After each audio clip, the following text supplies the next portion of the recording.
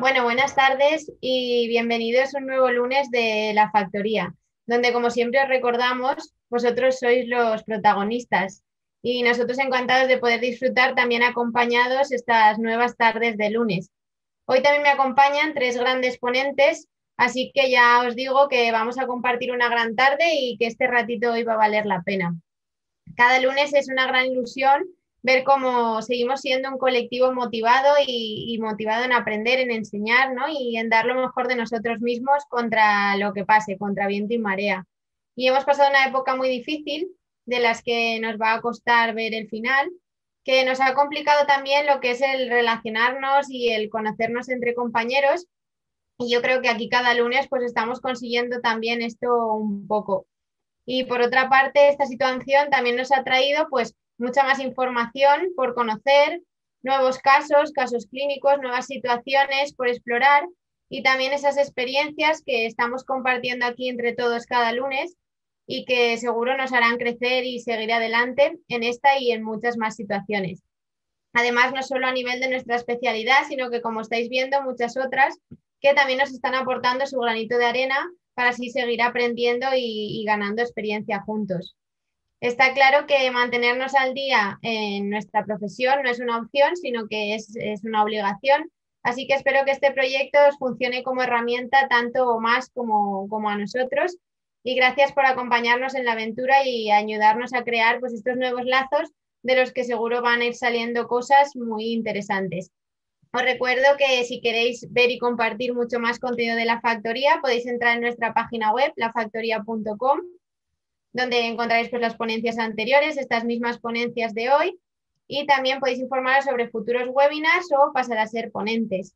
Y por último, agradeceros como siempre el estar y el formar parte de la experiencia y animaros a formar parte de esta gran familia. Así que bueno, a continuación vamos a empezar a arrancar motores esta tarde y os voy a empezar a presentar a nuestros tres ponentes. En primer lugar, nuestro primer ponente de la tarde es Carlos Cortés Sánchez. Carlos es especialista en farmacia hospitalaria desde hace muy poquito y aunque hizo su residencia por tierras valencianas en el Hospital Universitario Dr. Peset, actualmente está ejerciendo como adjunto en el Hospital Universitario Mutua de Terrassa. Él reconoce que le gustaría poder orientar su carrera profesional hacia una visión más clínica de la farmacia, ya que es ello lo que le mueve de nuestra profesión. Y no lo vas a tener difícil, Carlos, ya que como él nos cuenta, se considera una persona con capacidad de trabajo en equipo y en constante actualización. Y con estas características yo creo que eres el ejemplo perfecto de aquellos profesionales, ¿no? Que no paran de avanzar y de formar grandes equipos. Las áreas que más le interesan son enfermedades infecciosas, cronicidad y urgencias. Y aquellos que te conocemos, Carlos, sabemos que es un lujo tenerte cerca, que tú no te pierdes una y que tu afán de mejora te hace imparable y te va a llevar muy lejos. Así que muchas gracias por acompañarnos esta tarde, por regalarnos este rato y arrancamos contigo la tarde de hoy. Así que cuando quieras, Carlos, puedes empezar. Vale, pues muchas gracias Alejandra, muchas gracias sobre todo por tu presentación. Nada, vamos mientras tanto compartiendo pantalla. Vale, nada, primero quería agradecer sobre todo a la factoría por brindarnos esta oportunidad, crear un espacio donde todos los farmacéuticos podemos presentar nuestros proyectos, compartir con todos los demás. Y nada, y también a ti, Alejandra, por contar conmigo y darme esta oportunidad para contar, bueno, en este caso mi proyecto. Este proyecto surge de mi residencia, mi último año de residencia. Es el circuito asistencial para la prescripción y atención farmacoterapéutica en pacientes geriátricos. Y ahora mismo en el Hospital Universitario Dr. Peset, donde hice la residencia, pues ya no lo estoy dirigiendo yo porque ya no soy residente allí, pero bueno, en el Hospital Universitario Mutua de Tarrasa esperamos poder empezar a crear este tipo de proyectos y ya tenemos encaminados muchas reuniones para llevarlo a cabo.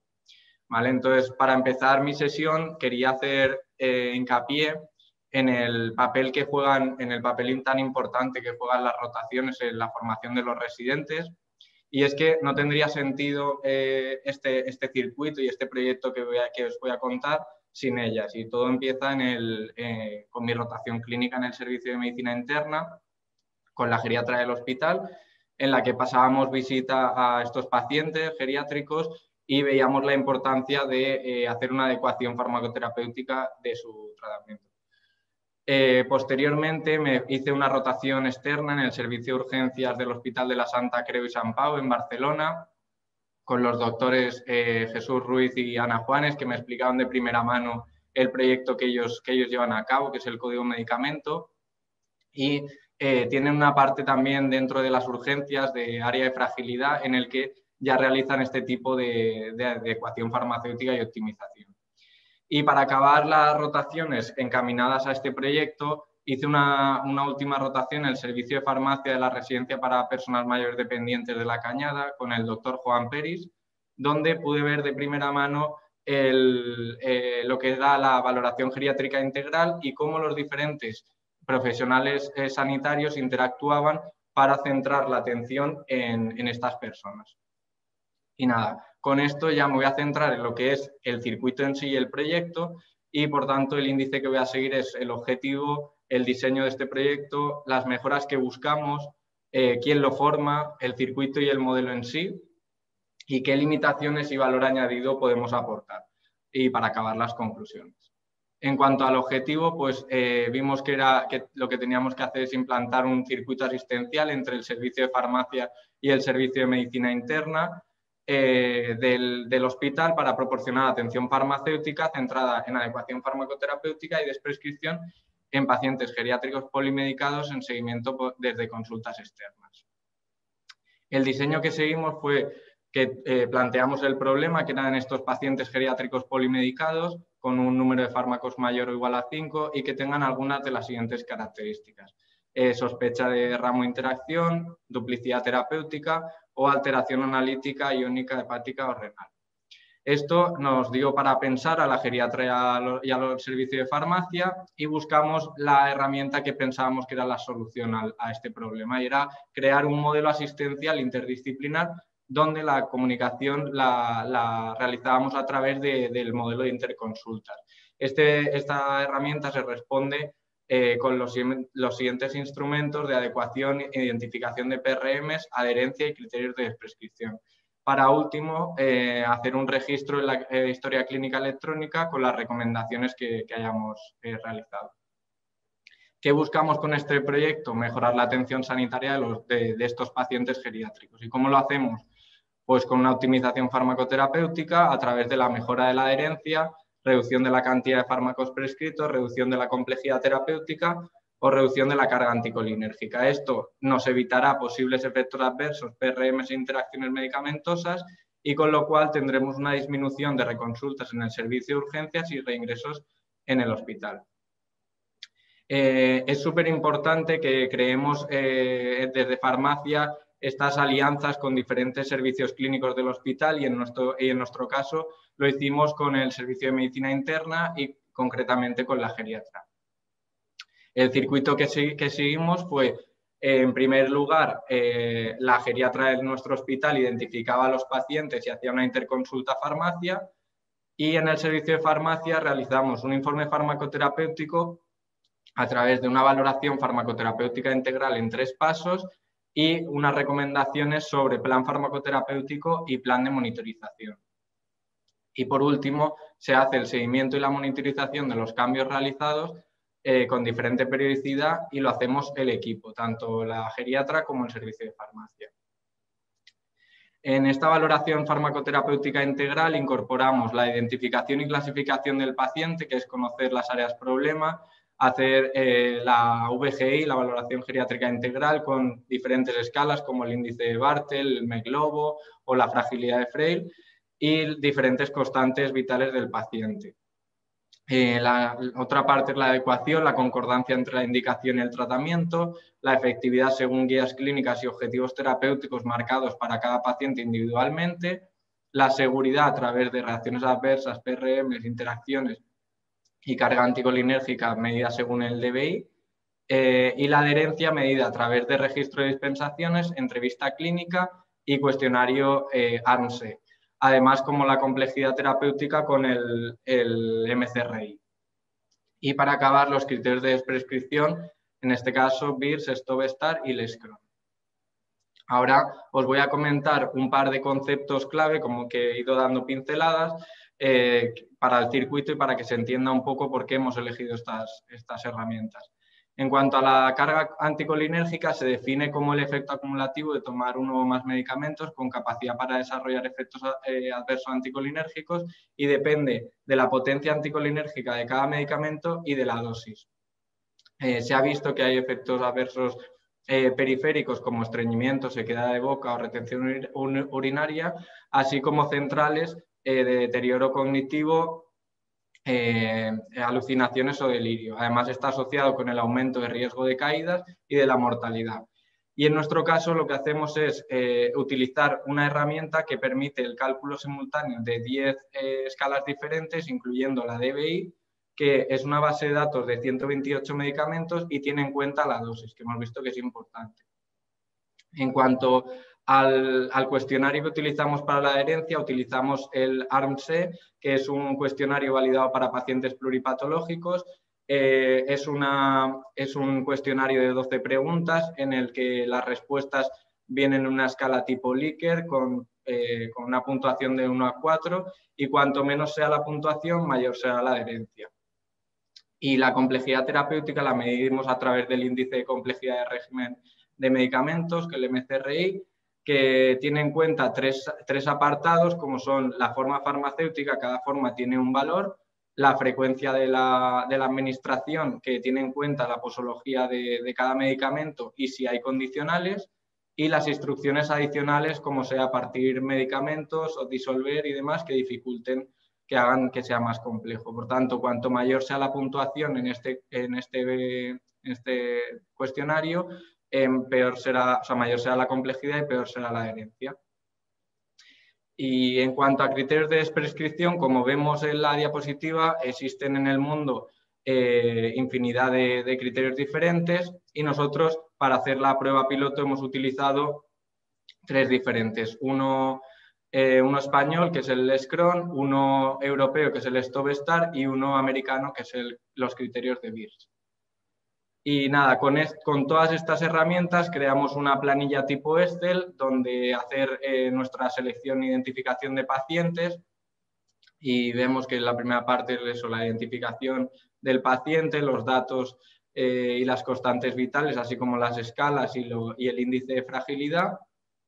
En la segunda parte, adecuación, diagnóstico versus tratamiento.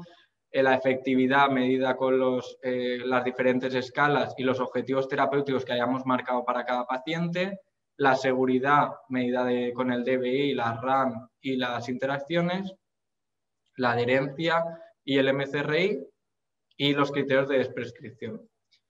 Y con todo eso, aquí os he puesto unos ejemplos de algunas recomendaciones, unos informes que hicimos con diferentes recomendaciones en las que podemos ver recomendaciones sobre efectividad, adecuación o duplicidad terapéutica.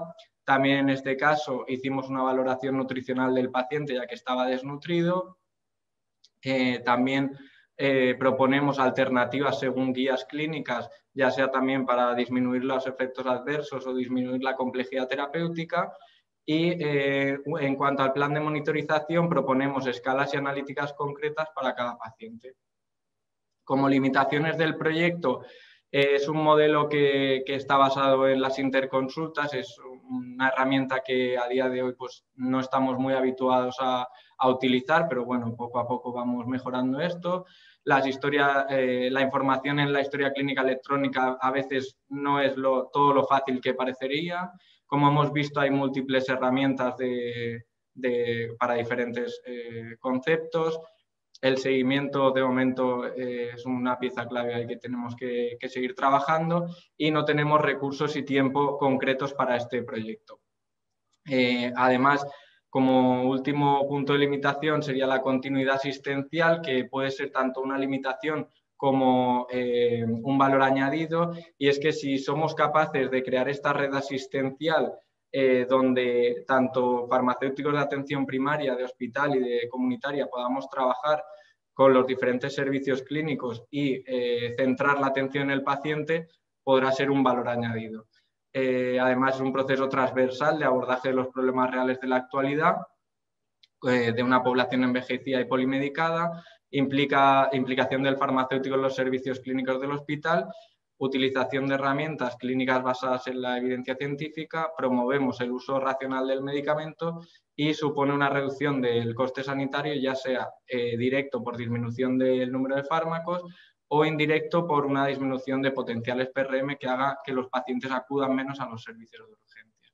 Y ya para acabar, volver al principio. Importante elegir bien las rotaciones y aprovecharlas al 100%. Esto supone una implicación del farmacéutico y del residente concretamente. Es un modelo interdisciplinar, con lo cual tenemos la colaboración de los diferentes profesionales sanitarios, con un futuro de esta continuidad asistencial por los diferentes ámbitos sanitarios y que no importe dónde esté el paciente. Así tenemos un networking interprofesional.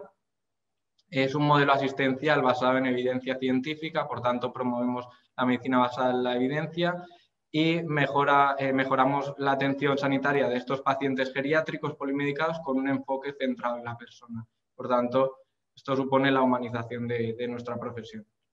Y nada, muchas gracias. Bueno, muchas gracias, Carlos. Muchas gracias por este ejemplo que nos has dado, ¿no? De cómo podemos seguir creciendo y desarrollando nuestras actividades, además con motivación, siendo residentes y ya de no residentes, a posteriori también. Y cómo es importante aunar esfuerzos con otros especialistas como geriatras, en el caso que tú nos contabas, y ahí la verdad que tenemos mucho que aportar. Y con las experiencias que nos vais contando, pues estamos aprendiendo mucho cada lunes, así que muchas gracias. Y bueno, a continuación vamos a presentar a nuestra segunda ponente de esta tarde. Ella es Seira Climent Ballester. A Seira la veréis algún día por aquí como moderadora, ya que como ya pudisteis ver en su anterior charla, y si no os invito a hacerlo ahora, y que también veremos esta tarde, a Seira ganas y actitud no le faltan, y ella ha querido subirse al carro porque no se pierde una, y nosotros encantados también de ir con ella siempre. Como ella misma dice, es farmacéutica y que no quiere dejar de crecer y aprender. Y con esas características, ¿cómo no iba a participar? Y como nos cuenta Seira, ella nació como farmacéutica de hospital en plena pandemia mundial, rodeada por los mejores compañeros. Ella se considera orgullosa y una gran defensora de la farmacia hospitalaria, también del trabajo en equipo, y exigente consigo misma y comprometida con convertirnos en un ejemplo para el resto. Como ya veis, ella es un claro ejemplo de lo que tratamos de hacer aquí, haceros llegar cada lunes, y ella se considera, y ya os digo yo que yo no la hubiera definido mejor, una farmacéutica jovial y positiva, hiperactiva y aventurera. Desde pequeña además ha formado parte de los Scouts y ella también lo considera su segunda familia. Está enamorada de su trabajo, del deporte, de la naturaleza, de su familia, incluso de su perrita. Y ella hoy ha venido aquí a seguir motivándonos a todos y a darnos ejemplo de ello. Y estoy segura que sin duda lo conseguirá. Así que vamos a verla. Gracias, Seira, por acompañarnos y apoyarnos una vez más. Y cuando quieras es tu turno. Vale. Buenas tardes. A ver, un momentito que lo vaya poniendo y a ver, esto que ha aparecido aquí que antes no aparecía. Bueno, lo pongo aquí. Vale, creo que ya está. Bueno, buenas tardes a todos. Como Alejandra ha dicho, soy Seira Climent, soy farmacéutica especialista en farmacia hospitalaria y actualmente trabajo en el Hospital General Universitario de Alicante. Y bueno, esta tarde aquí en la factoría quería compartir con vosotros esta presentación de medicamentos y ola de calor. Pero bueno, antes siempre dar las gracias a la factoría pues, por dejarme participar de nuevo y sobre todo pues a Alejandra y a Javier pues, por confiar en mí para hacerlo. Y bueno, dicho esto, os traigo esta primera imagen, que es una foto de una señora pues, que va a la compra en Palma de la semana pasada, donde al fondo podemos ver cómo el termómetro marca 40 grados, ¿no? Esta es una imagen típica, ¿no?, de nuestros medios de comunicación cuando llega la época estival, anunciándonos, informándonos de las sucesivas olas de calor que nos van a azotar en la península. Olas de calor como la de este fin de semana. Y os he querido traer aquí el mapa térmico, ¿no?, de temperaturas máximas de la EMET, donde podemos ver cómo el sábado y el domingo un porcentaje interesante de la península pues, se encontraba en estos colorcitos más oscuros, ¿no?, rojitos oscuros, que se corresponden con los 44 y 50 grados centígrados. Y hoy este mapa es el de hoy lunes, que como vemos por la Comunidad Valenciana, desde donde estoy hablando, pues seguimos en plena ola de calor. Y bueno, esta imagen la rescaté ayer, ¿vale? También un poco para ver pues, como que era real, ¿no? Que ayer en Morón de la Frontera, que es Sevilla, pues sus termómetros también marcaban estas temperaturas tan elevadas como el mapa térmico indica. Y bueno, dicho esto, pues la importancia de esta charla, o lo que yo considero, es que, claro, ante estas elevadas temperaturas es necesario que los farmacéuticos seamos capaces de asesorar sobre el buen uso de los medicamentos ante una ola de calor, ¿no? Y por eso la charla la he estructurado en, primero vamos a ver los efectos de la ola de calor, ¿no?, en la salud a nivel fisiopatológico, un repaso muy rápido, y después vamos a ver los efectos de los medicamentos en la ola de calor, ¿no?, y sobre todo cómo pueden agravarla. Respecto a la fisiopatología, bueno, todos sabemos que el cuerpo humano tiene la capacidad de termorregularse, ¿no? Y esto es función del hipotálamo, esta termorregulación. Por lo tanto, cuando hay un aumento de la temperatura corporal, ¿no?, y necesitamos desalojar ese sobrecalentamiento, el hipotálamo tiene dos mecanismos básicos, que es la sudoración y la vasodilatación periférica para liberarnos de este calor, ¿no? Esta vasodilatación periférica, destacar que no es más que llevar a la superficie del cuerpo, ¿no?, a la superficie corporal, cerca de la piel, la sangre para que así podamos transferir el calor. Y dicho esto, lo que vamos a tener es un aumento de las pérdidas hídricas y un aumento de la vasodilatación periférica. Y este es uno de los motivos principales por lo que disminuye la tensión arterial en el verano, ¿no? Y a la hora de aparecer estos trastornos producidos por el calor, ¿vale? Pues es debido a que hay un fracaso en la termorregulación, ¿no? Es decir, vamos a exponernos a una sobrecarga de calor interno o ambiental y esta termorregulación no va a ser suficiente. El fracaso de esta termorregulación es consecuencia pues, de varios motivos, ¿no?, como es el envejecimiento fisiológico, enfermedades subyacentes. En niños de corta edad su motivo pues, es que estos mecanismos de regulación todavía no están desarrollados, o también puede ser simplemente porque no liberamos suficiente calor, ¿no?, pese al que se genera o al que estamos expuestos. De esto es fácil deducir cuáles van a ser los grupos de riesgo en caso de ola de calor, ¿no? Los ancianos, los lactantes y niños pequeños, personas dependientes y pacientes crónicos. Bien, ¿y cuáles son estas complicaciones? Pues bueno, las más graves son el síndrome de agotamiento-deshidratación y el golpe de calor, y luego otras patologías menos graves, pero también más frecuentes, son los calambres, el síncope, la dermatitis por sudaminas y los edemas en las extremidades. Rápidamente, el síndrome de agotamiento-deshidratación es una reacción sistémica secundaria, ¿no?, a una exposición al calor donde hay una depleción tanto de agua como de sales. La clínica, pues bueno, habrá una sudoración profusa, debilidad muscular, vómitos, diarrea, vértigo, cefalea, y he remarcado tanto función mental conservada como sudoración, ya que son dos características que diferencian a este síndrome de deshidratación del golpe de calor. El tratamiento, muy sencillo, reposo en ambiente fresco y reposición de líquidos. Y ahora el golpe de calor. Vale, esta es la forma más severa de los síndromes relacionados con el calor. De hecho, se considera una urgencia médica extrema, ya que si no es tratado, pues la evolución es fatal y es debido a un fracaso en la termorregulación.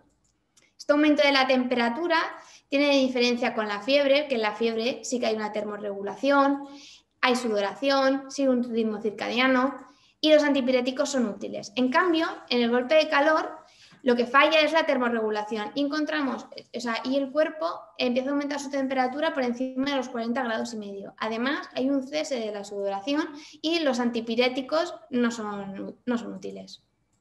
Bien, respecto a la clínica, como he dicho, hay una reducción o cese de la sudoración. También vamos a encontrar, como en el síndrome de deshidratación, náuseas, vómitos, diarrea, cefalea y como característica hay una disfunción a nivel de la consciencia.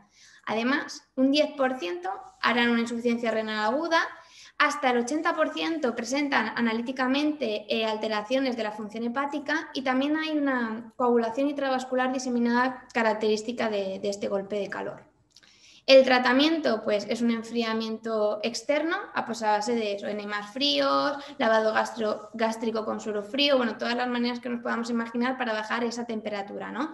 También habrá que evitar escalofríos y habrá que hacer reposición de líquidos. Respecto a las patologías menos graves, pero sí que más frecuentes, pues tenemos los calambres, tanto abdominales como en las extremidades, que el tratamiento será pues, reposo en un ambiente fresco y de nuevo reposición de líquidos. Respecto al síncope, bueno, el síncope no deja de ser una hipotensión ortostática que es producida por este aumento de las pérdidas hídricas y la vasodilatación periférica. Para su prevención, pues recomendaciones generales, mantenerse en un sitio acondicionado, fresco y hacer una correcta hidratación. Otra de las entidades es la dermatitis por sudaminas. Esto es una erupción que se produce por la obstrucción de las glándulas sudoríparas y posterior acúmulo de ese sudor. ¿Vale? Como prevención, por vestir ropas anchas y ligeras y mantener siempre una piel limpia y seca. Otro de los síndromes es el edema en las extremidades. Esto es consecuencia de una insuficiencia venosa, ¿no? Debido a que ante el calor va a provocar que las venas se dilaten más del usual, por lo tanto vamos a tener una retención de líquidos característica en los miembros inferiores, ¿no? Por esta insuficiencia venosa. Las medidas preventivas, pues bueno, intentar evitar una vida sedentaria, comer sano, no fumar. Y bueno, dicho todo esto, ¿en qué lugar quedan los medicamentos, ¿no? ¿Son factores de riesgo? ¿Hay que hacer alguna reducción? ¿Suprimir alguno de ellos? Pues bueno, con la literatura que hay actualmente, no podemos considerar a los medicamentos como factores de riesgo desencadenantes de estados patológicos por calor, siempre que estos medicamentos se utilicen de manera adecuada. Por lo tanto, a priori no está recomendado ni justificado hacer ninguna reducción de dosis ni retirar ningún medicamento. Pero sí que es verdad que algunos medicamentos, debido a su mecanismo de acción, pues pueden interferir en esta adaptación del organismo al calor extremo. Por lo tanto, ante una adaptación del tratamiento, pues habrá que ver caso por caso, ¿no? Y en caso de encontrar una posible modificación, habrá que valorar la patología tratada, el riesgo de retirada de ese fármaco y las reacciones adversas de mantenerlo. Con esto lo que quiero decir es que actualmente pues, no existe una norma general y todo tiene que ser de manera individualizada. Ahora vamos a ver esos fármacos, ¿no? Que van a afectar en la hora de calor, sobre todo pues eso, porque van a dificultar la adaptación del organismo a este aumento de las temperaturas. Es fácil deducir cuáles van a ser los fármacos, ¿no? Que van a interferir, pues todos aquellos que influyan en la hidratación, en la función renal, en la pérdida calórica, que por sí mismos ya produzcan hipertermia o aquellos que de manera indirecta puedan agravar estos estados. Y luego también mencionaré un poquito cómo un paciente con trastorno por calor, por ejemplo deshidratación, esa condición va a alterar el perfil farmacocinético de algunos fármacos, por lo tanto pudiendo producir toxicidad. Y bien, empezando con los fármacos que pueden alterar la adaptación, pues bueno, tenemos los que actúan sobre la hidratación y los electrolitos. Es muy fácil, ¿no? Pues solo tenemos que pensar en los diuréticos y sobre todo los que más van a afectar son los diuréticos del ASA, ¿no? Porque son los que hacen una diuresis más copiosa y por tanto pueden producir hipovolemia y aparte pues, diferentes pérdidas de electrolitos por este arrastre que hacen, ¿no? De cómo podemos presentar eso, pérdidas de electrolitos. Bien, otros tipos de fármacos que pueden alterar la adaptación pues van a ser todos los que influyan sobre la función renal, empezando por los AINES, que como ya sabemos pues disminuyen el filtrado glomerular, el flujo renal y por tanto pueden llegar a producir nefropatías de carácter agudo de manera habitual, pues imaginarlo en la ola de calor, sin entrar en la toxicidad renal crónica que pueden producir. Respecto a los mediadores celulares como los JCAR2 y Alisquiren, Estos también por su mecanismo de acción, que lo que hacen es inhibir la reabsorción de sodio y agua, por lo tanto disminuirán la volemia y aparte también hacen una disminución de la resistencia vascular, por lo tanto también producirán hipotensión. Estos son los más característicos, ¿no? Y desde la práctica clínica habitual, pues el captopril, enalapril, losartán, irbesartán, candesartán, alisquirén. Y bueno, como no, los fármacos que por sí mismos ya sean nefrotóxicos, ¿no? Como los aminoglucósidos o ciclosporina, tacrolimus. Vale, otro grupo de fármacos que por su mecanismo de acción pues impiden la pérdida calórica, también nos van a dificultar la adaptación del organismo al calor. Ellos, pues mira, pueden ser a nivel central, como son los neurolépticos y los medicamentos en general serotoninérgicos, ¿no? Antidepresivos tricíclicos, inhibidores selectivos de la recaptación de serotonina, triptanes, opiáceos como el dextrometorfano y el tramadol, ¿no? Que producen esta hiperactividad autonómica que nos puede dar taquicardia, hipertensión, hipertermia, diaforesis, escalofríos, vómitos, diarrea. Y bueno, a nivel periférico también podemos tener este impedimento, ¿no? De pérdida de calor, sobre todo con los medicamentos con propiedades anticolinérgicas que limiten la sudoración. Estos medicamentos pues, son esos antidepresivos tricíclicos de nuevo, algunos antiparkinsonianos, algunos antiespasmóticos, sobre todo los que actúan a nivel urinario, neurolépticos, la atropina y sus derivados y algunos broncodilatadores.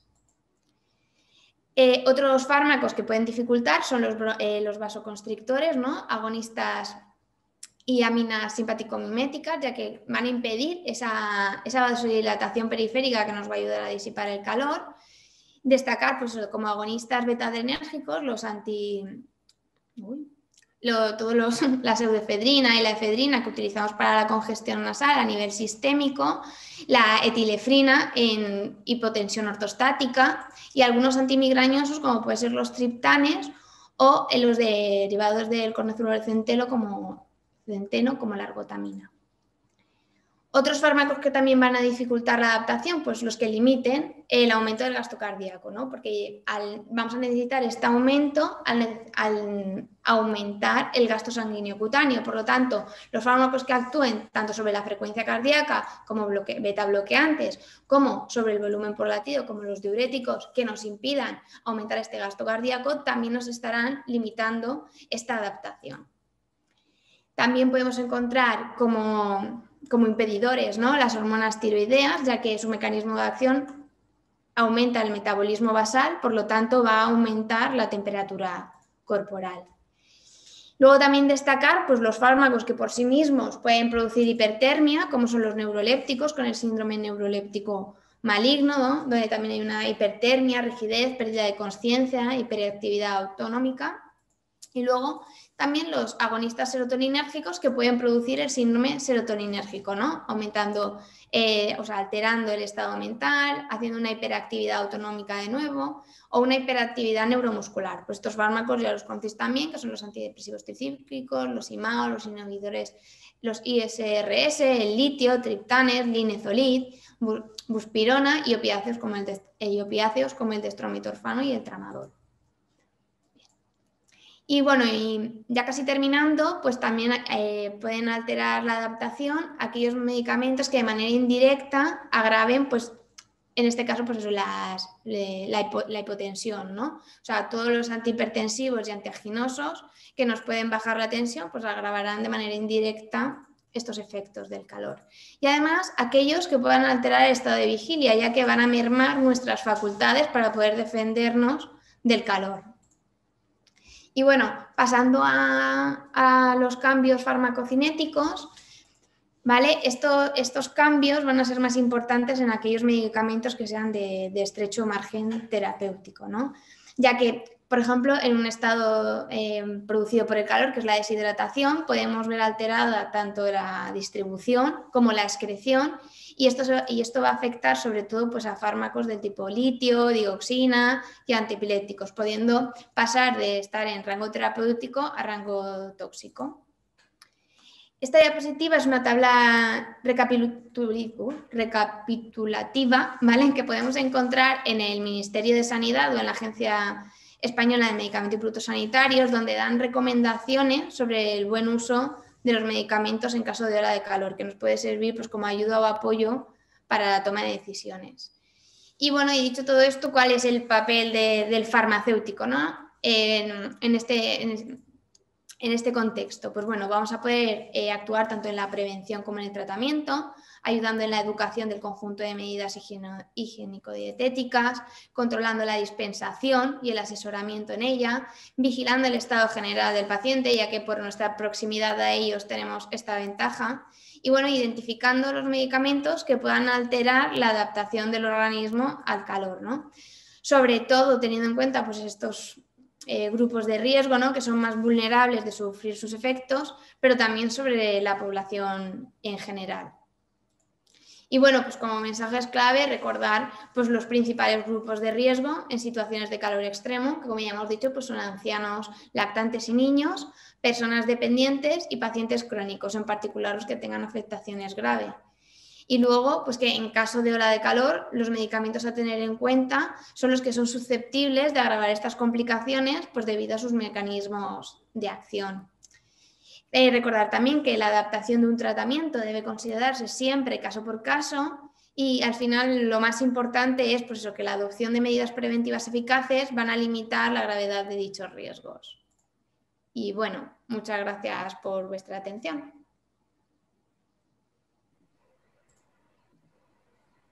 Muchas gracias a ti, Seira, por esta charla que, vamos, va sobre un tema que ahora nos viene especialmente bien repasar, ¿no? En esta época y con el calor que está haciendo aquí, ya que o sea, aquí por lo menos eso, lo que tú decías, estamos en plena ola de calor y nos viene como anillo al dedo.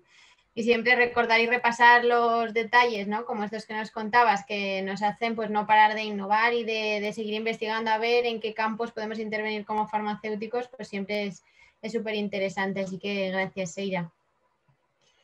Y por último, nuestro tercer ponente de esta tarde es José Manuel del Río Gutiérrez. José Manuel es residente de tercer año en el Hospital Universitario Vall d'Hebron y él siempre ha tenido interés en la clínica desde el punto de vista de la farmacoterapia del paciente.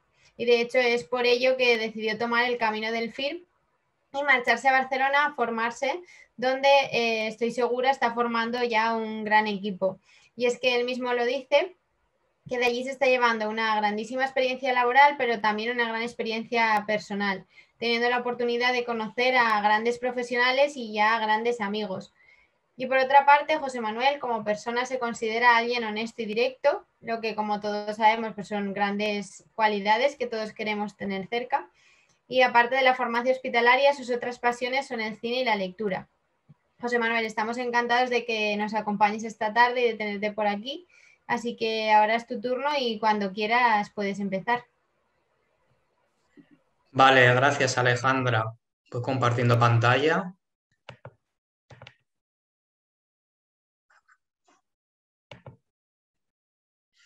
Vale, lo primero yo también quería agradecer a Alejandra y al equipo de la factoría esta oportunidad que nos brindan de compartir nuestras experiencias en la farmacia hospitalaria.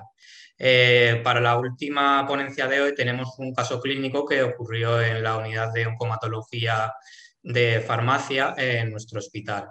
Y bueno, veremos que es un paciente bastante complejo desde el punto clínico y en la que hubo bastante intervención farmacéutica.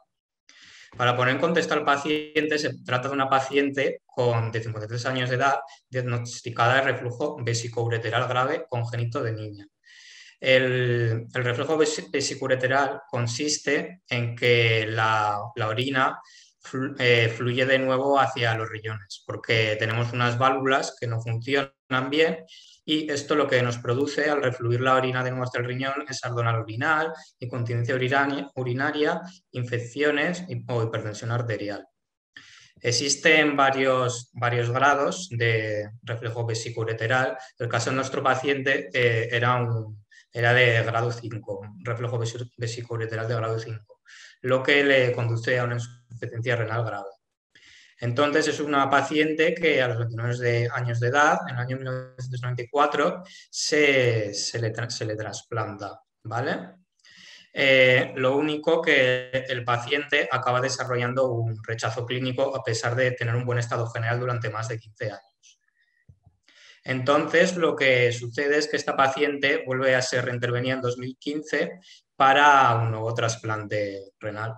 Pero lo que ocurre es que este nuevo riñón vuelve a no funcionar y la paciente tiene una nueva pérdida del injerto. Entonces, ¿qué es lo que pasa? Pues que los nefrólogos se plantean que la paciente realice diálisis peritoneal. La diálisis peritoneal, a diferencia de la hemodiálisis, consta de un equipo muy sencillo. Consta de un catéter que va al peritoneo, esta membrana peritoneal, una solución de diálisis que básicamente es una solución que está constituida por glucosa y sodio básicamente, y una bolsa que recogería el fluido de diálisis. La diferencia con la diálisis convencional, con la hemodiálisis, es que tiene un equipo muy sencillo que el paciente puede autorrealizarse en casa o puede ser realizado por un acompañante o un familiar. No tiene tanto aparataje como la hemodiálisis, que requiere de un equipamiento complejo y de un personal más especializado. ¿Cómo funciona la diálisis peritoneal? Pues consiste en que se coloca un catéter permanente en el vientre. La solución dializadora, constituida por sodio-glucosa, fluiría hacia el peritoneo. Esta solución se quedaría ahí durante varias horas, que es esta produciendo la diálisis, y luego posteriormente, una vez se han filtrado las sustancias de desecho, se retiraría el fluido de diálisis, que es un fluido con una composición similar a la orina. Habría dos modalidades de diálisis peritoneal. La primera sería la diálisis peritoneal intermitente, que se realiza por la noche utilizando una máquina que se llama cicladora, que ahora explicaré.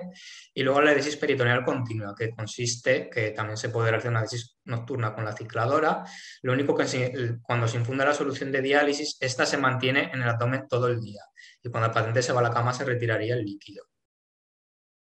En el caso de nuestra paciente, inicialmente inició diálisis intermitente, pero con el tiempo se le pasaría a una diálisis continua.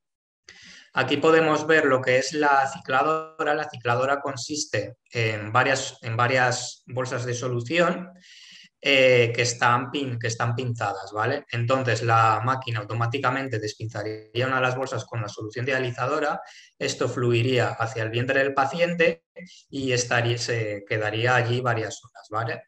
Luego la propia máquina despinzaría la línea de drenaje y una vez que el paciente ya dializado retiraría el líquido ya utilizado para la diálisis. Esto se realiza varias veces a lo largo de la noche y para la última diálisis la solución fluiría, pero no se iría por la línea de drenaje porque este líquido se quedaría allí todo el día. El proceso por el cual la diálisis peritoneal consigue la eliminación de sustancias de desecho es por tres procesos. El primero sería la difusión, que consiste en la igualación de las concentraciones de unas sustancias a ambos lados de una membrana, ¿vale? Y sería la manera que tiene la diálisis peritoneal de eliminar pues, la urea y los iones, otras sustancias de desecho. Luego también tendríamos la ósmosis, que consiste en que las partículas, dado que las partículas disueltas no atraviesan una membrana semipermeable, lo que ocurre es que la concentración tiende a igualarse cuando el agua sí puede atravesar esta membrana. Y sería el método que tiene la diálisis peritoneal de eliminar agua. Por último, tendríamos la convención, que es básicamente que gracias a la propia presión hidrostática que se produce en la membrana peritoneal, se produce una filtración de agua y también de sustancias disueltas. Entonces, aquí podemos ver las que son las diferencias entre la hemodiálisis y la diálisis peritoneal. La hemodiálisis necesitaría un catéter de vía central, la diálisis peritoneal solo necesitaría un catéter en el peritoneo. La hemodiálisis se realiza varias veces a la semana, a diferencia de la diálisis peritoneal, que son varios cambios a lo largo del día. La diálisis peritoneal se puede realizar en el domicilio del paciente, a diferencia de la hemodiálisis, que necesita ser realizada por personal especializado y además necesita una máquina compleja. Y no es así en el caso de la diálisis peritoneal, que no necesita un aparataje complicado. Importante de la diálisis peritoneal es que, a pesar de que elimina correctamente agua, electrolitos o la urea, no sirve para eliminar de manera eficiente sustancias exógenos como fármacos. Es un método bastante ineficiente para eliminarlos. Entonces, ¿qué es lo que ocurre con la diálisis peritoneal? Pues que para el ajuste de dosis de fármacos sometidos a esta técnica de depuración renal, Normalmente se dosifica como si el paciente tuviese una insuficiencia renal crónica y no están sometidos a ninguna terapia de sustitución renal, por lo que he dicho de que es un método bastante ineficiente. No obstante, al igual que en la hemodiálisis, también nos podemos plantear que moléculas de bajo peso molecular hidrofílicas en grupos escasa unidad proteína sí que pueden ser potencialmente dializables por este método. Entonces, tenemos a la paciente que en 2018 desarrolló un carcinoma escamoso de piel en el párpado inferior derecho. Le realiza una resección quirúrgica y en principio ya le dan el alta. El problema es que en enero de 2020 tiene un recidivo del carcinoma escamoso con afectación ósea, ¿vale? En suelo orbitario, base del cráneo y maxilar. Entonces, este tipo de carcinoma sería tributario a quimioterapia y no a cirugía por la afectación ósea y lo clasificaron en el tipo de carcinoma de cáncer de cabeza y cuello, por tanto se trató como tal. Entonces, es un paciente que en este caso es no tributario a cirugía, a una resección completa y por tanto se plantea quimioterapia sistémica. ¿Cuáles son los fármacos quimioterápicos que se utilizan en este tipo de carcinoma? Pues serían cisplatino, carboplatino, 5-fluoracilo, paclitaxel, docetaxel, cetuximab o nivolumab. En el caso de este paciente, el equipo médico se plantea utilizar carboplatino cada 7 días, cisplatino cada 21, un cisplatino semanal, ¿vale? Entonces se decide el tratamiento en comité, se ve que es un paciente con afectación ósea, como ya he comentado, no tributaria de cirugía y que es candidato a quimioterapia más radioterapia, en cisplatino semanal. Entonces, ¿qué es lo que ocurre? Que es un paciente complejo, trasplantada y en diálisis peritoneal, que va a recibir cisplatino semanal sistémico. Las recomendaciones de dosis de este tipo de pacientes sometidos en diálisis peritoneal no están muy claras, no hay mucha bibliografía y por tanto nos contactan a nosotros al servicio de farmacia.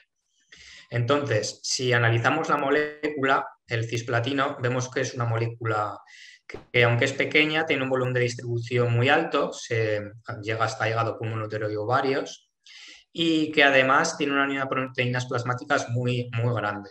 Con esto ya nos podemos hacer la idea de que no se va a dializar mediante la diálisis peritoneal muy adecuadamente. De hecho, es un fármaco que también con la hemodiálisis da problemas. Entonces, consultamos este artículo que es de la Sociedad Italiana de Oncología en Italia, que plantean estos ajustes de dosis en pacientes en hemodiálisis, porque en diálisis peritoneal no había bibliografía como tal. Entonces vemos que en el caso del cisplatino recomienda ajustar a 25 a 50 miligramos por metro cuadrado. Si vamos a UpToDate, citaban este artículo y vemos que da una recomendación similar que consiste en administrar el 50% de la dosis. También revisamos la medicación, que es la dexametasona ondansetron. Vimos que tiene un amplio metabolismo hepático y que no eran potencialmente tóxicos o dializables para este paciente. También hubo que ajustar la hidratación del cisplatino porque en el esquema original se aportaba mucho líquido, que son 500 mililitros de suero glucosalino antes y después, más luego 250 mililitros de manitol y más luego el cisplatino que va diluido en 500 mililitros. Para evitar que este paciente se le aportase tanto líquido, se decide realizar un esquema modificado. Decidimos aportar la mitad de suero glucosalino, así como retirar el manitol, ya que es un agente osmótico que puede producir la aparición de edema, retención de líquidos en el paciente. Entonces, al final se decide que el paciente recibirá una dosis de 40 miligramos, 20 miligramos metro cuadrado de cisplatino semanal, con una reducción de dosis del 50% respecto al esquema original.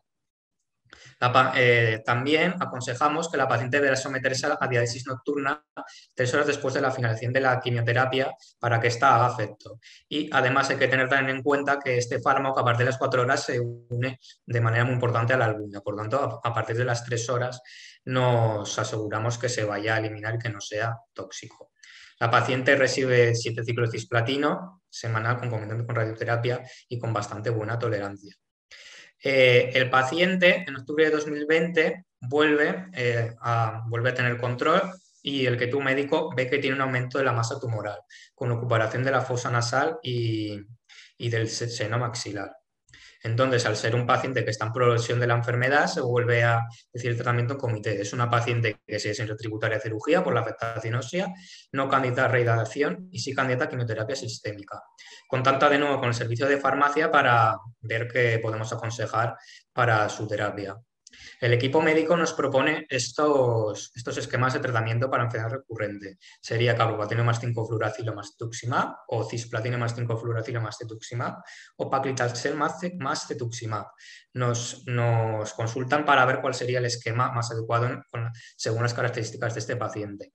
Entonces nos pusimos manos a la obra para consultar la bibliografía disponible y cuál sería el fármaco más adecuado. El primer fármaco que se plantea es el cetuximab, que es un anti-EGFR y que bueno, es un medicamento del que no encontramos ninguna bibliografía sobre su ajuste para este tipo de pacientes.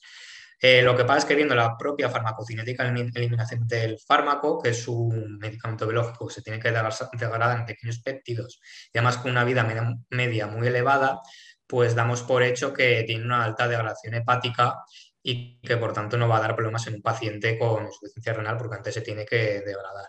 Entonces eso sería un fármaco que vimos que no necesitaría un ajuste. El siguiente sería el paclitaxel, que es un fármaco que se distribuye ampliamente por el organismo y que tiene unas proteínas plasmáticas del 89-97%. Su eliminación es fundamentalmente hepática. Y por tanto, viendo su eliminación y consultando también tanto Actuved como la ficha técnica, consideramos que era un fármaco que tampoco necesitaba un ajuste. El siguiente que nos plantean sería el fluoracilo, que es un fármaco antimetabolito de la uridina que se distribuye ampliamente por el organismo y que tiene unas proteínas plasmáticas en torno al 10%. Su eliminación es fundamentalmente hepática a través de la enzima TPID y no obstante el del 10 al 15% se excreta inalterado en orina. Decir que este paciente tenía un gen de epidemocigoto no mutado, que es la enzima que se encarga de metabolizar el fluoracilo y por tanto no habría problemas en su eliminación. Y si vamos a la ficha técnica y UpToDate, en la ficha técnica no había una recomendación de dosis. En el caso de UpToDate vemos que hay controversia. En el artículo de la NAUZ de 2007 no aconsejan un ajuste de dosis, no obstante, en otro artículo sí que consideran administrar el 50% de la dosis estándar después de la hemodiálisis. Además, también encontramos este otro artículo de Jennifer R. Edge que analiza cuál es la penetración del 5-fluoracilo en la membrana peritoneal y se vio que apenas atraviesa la membrana, apenas un 0,72% del 5-fluoracilo se dializaba, pero aún así vimos recomendar reducir la dosis de 5-fluoracilo por precaución en un 50%, dada la controversia que había.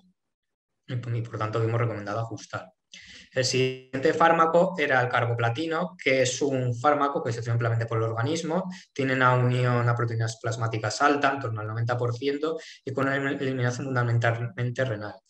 El problema que tiene este fármaco es que se dosifica mediante la fórmula de Calvert. Esta es una fórmula que nos sirve para ajustar el carboplatino en muchísimos esquemas de quimioterapia para evitar la mielotoxicidad que este fármaco puede producir.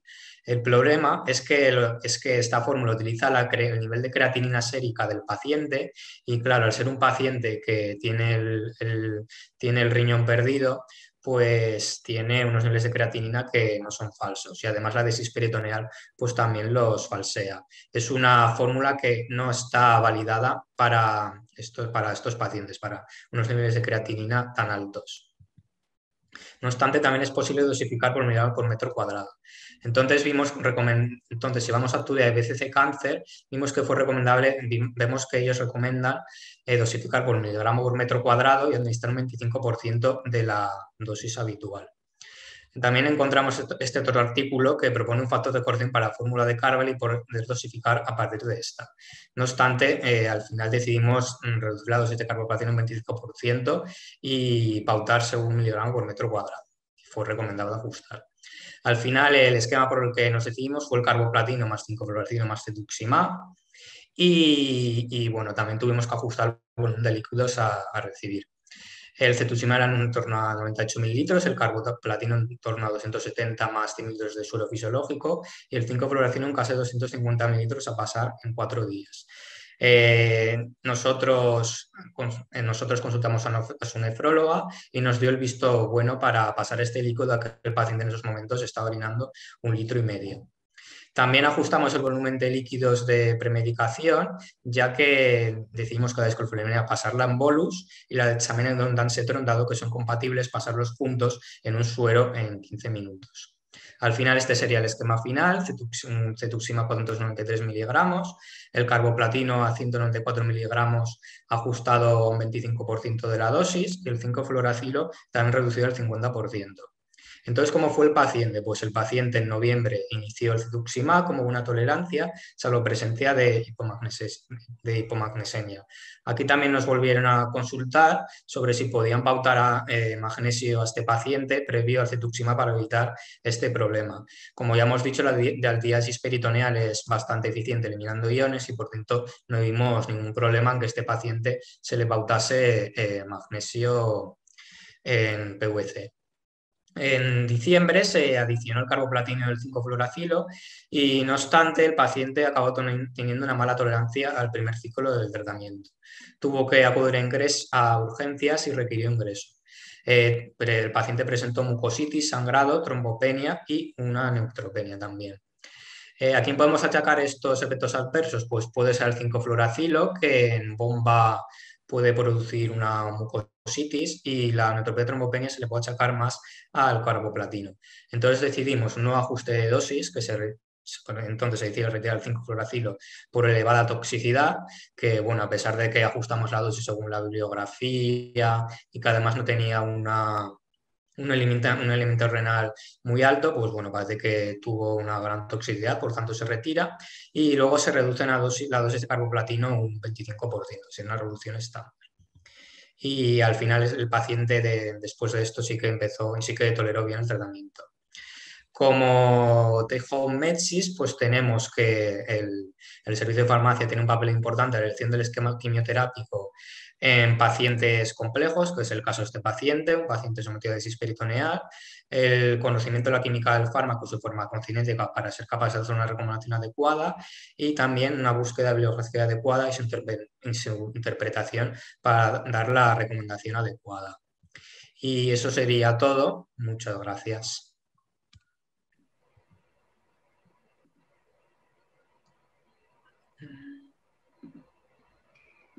Bueno, muchas gracias, José Manuel.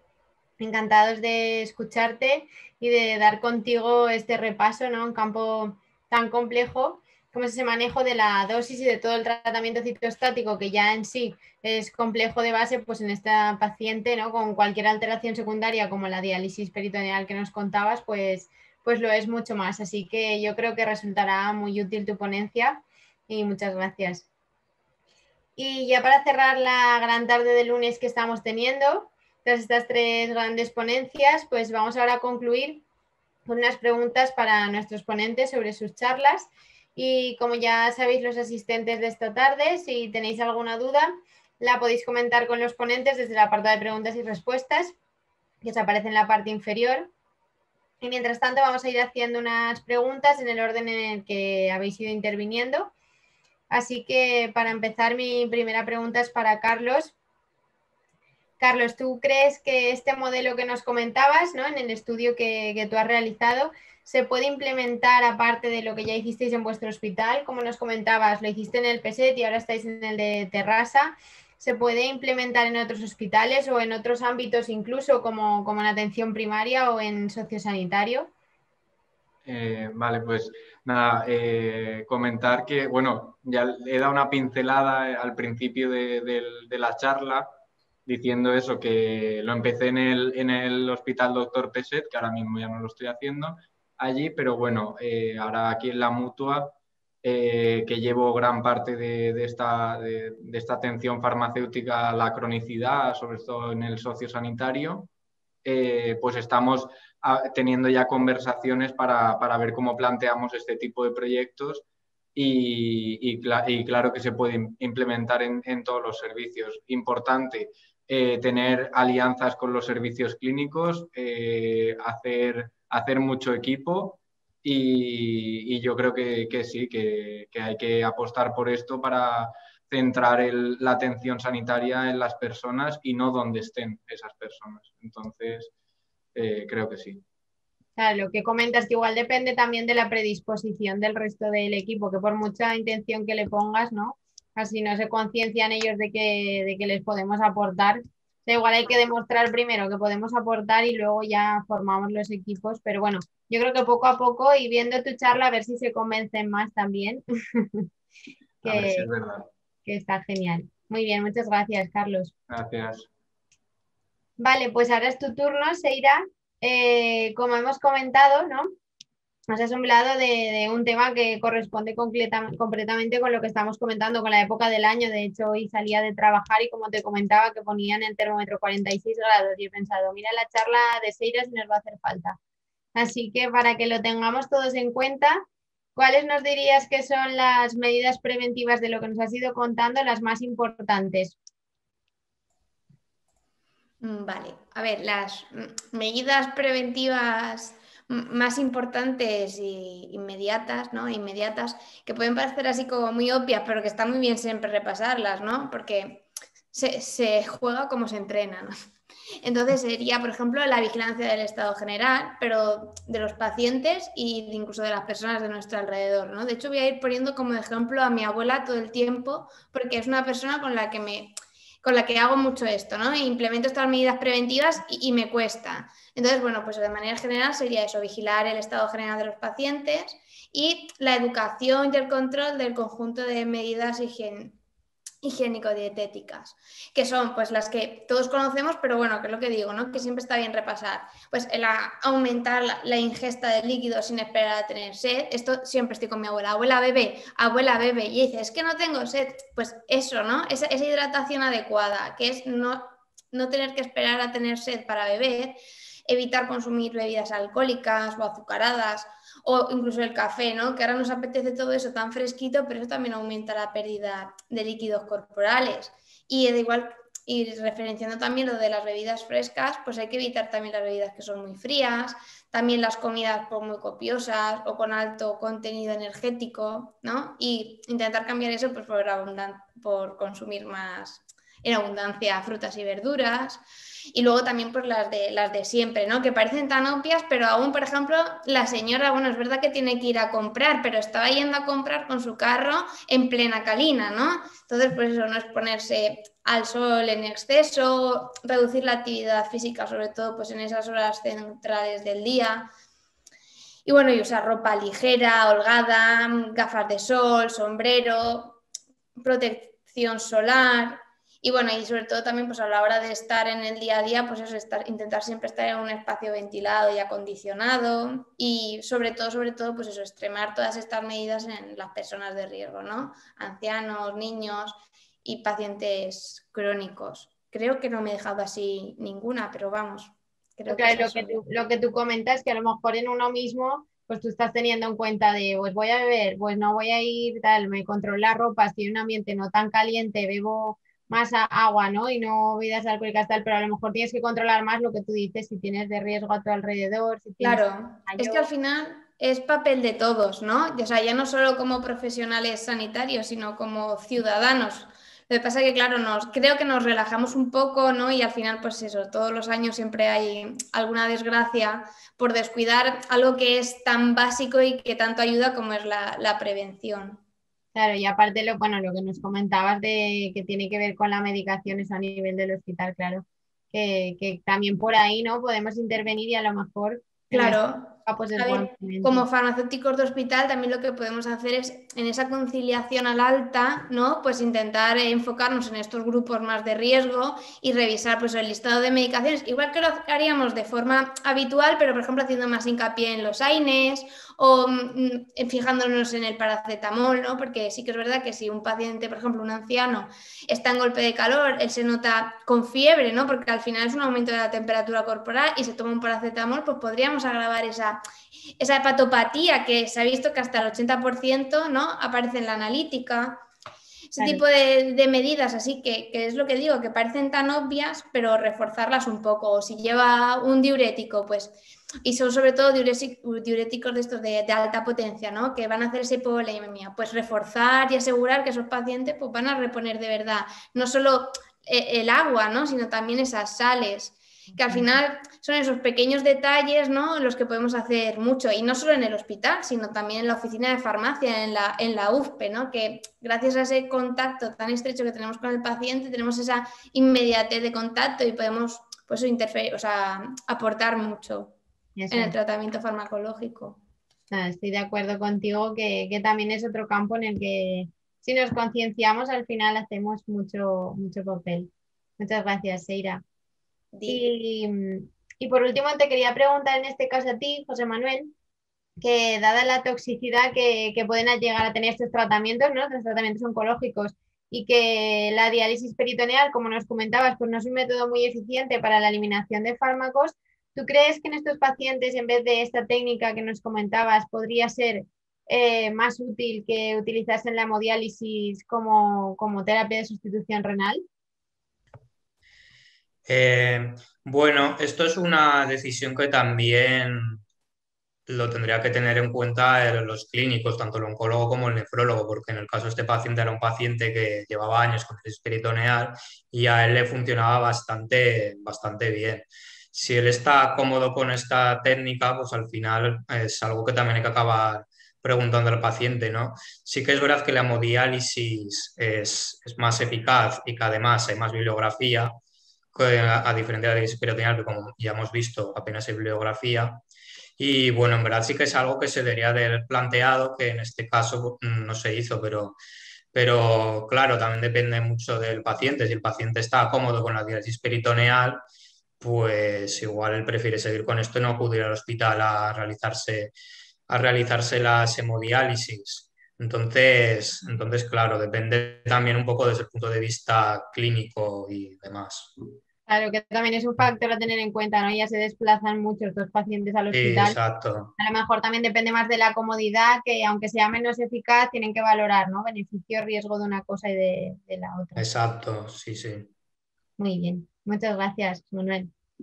Sí. Y bueno, pues con esto, muchísimas gracias a los tres. Como ya os he dicho, ha sido un placer teneros por aquí. Ojalá vernos, ¿no? Y si puede ser juntarnos muy pronto. Y os deseo a los tres todo lo mejor. Y con el gran trabajo que habéis traído aquí esta tarde, estoy segura, ¿no? Del gran papel que jugáis en vuestros servicios. Y con esto vamos a dar por finalizada la tarde de hoy. Gracias también a los que nos habéis estado acompañando, que nos habéis guardado este rato de la tarde para seguir aprendiendo y para seguir formando grandes equipos. Y como ya sabéis, en 1 o 2 días tendréis todas las ponencias de la tarde de hoy disponibles en la página web. Si os habéis perdido cualquier detalle, la queréis volver a ver. Así que os invitamos a visitar la página siempre que queráis para disfrutar de todo el contenido. Y también antes de irnos, pues animaros a todos de nuevo a participar como ponentes, deciros que no dudéis en contactar con nosotros, ya sea por la página web, por redes sociales o por el WhatsApp. Y que nos vemos el próximo lunes aquí en la factoría, donde esperamos que nos sigáis acompañando para seguir compartiendo experiencia y conocimiento entre todos. Y bueno, buenas tardes a todos y gracias por haber estado con nosotros.